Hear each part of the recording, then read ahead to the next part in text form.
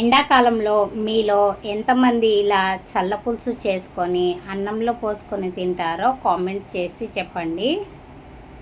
పెరుగుతో ఇలా చల్ల పులుసు చేసుకొని తింటే బాడీకి చాలా తొందరగా చలవ చేస్తుంది. చూడండి, నేను ఇక్కడ ఒక కప్పు నిండా పెరుగు తీసుకున్నాను. ఇది కొంచెం పుల్లటి పెరుగు అయితే బాగుంటుంది. ఇది 1/2 కిలో వరకు ఉంటుంది. ఇలా పప్పు గుత్తితో పెరుగంతా ఒకసారి ఇలా కలుపుకోవాలి.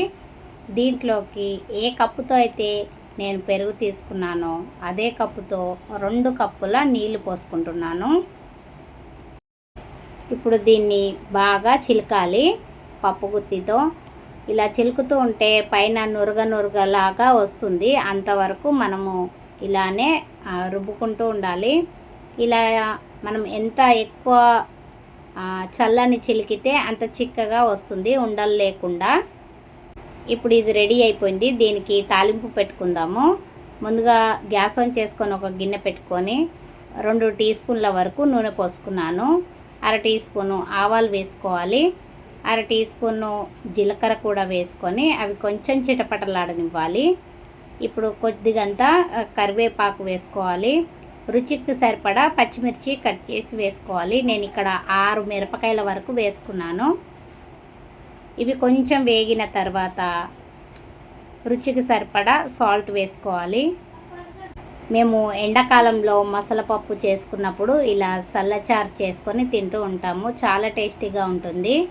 దీంట్లోకి 1/2 టీ స్పూన్ కన్నా తక్కువగా పసుపు వేసుకోవాలి. ఎక్కువ పసుపు వేయకూడదు. చూడండి, ఇలా నేను కొద్దిగా వేసుకున్నాను. ఇది అంతా వేగిన తర్వాత 5-6 ఎల్లిపాయలని కచ్చాపచ్చాగా దంచుకొని వేసుకొని పచ్చివాసన పోయేంత వరకు వేయించుకోవాలి. ఇప్పుడు దీంట్లోకి మనం ముందుగా రెడీ చేసి పెట్టుకున్న చల్ల పులుసుని దీంట్లో పోసేసుకోవాలి.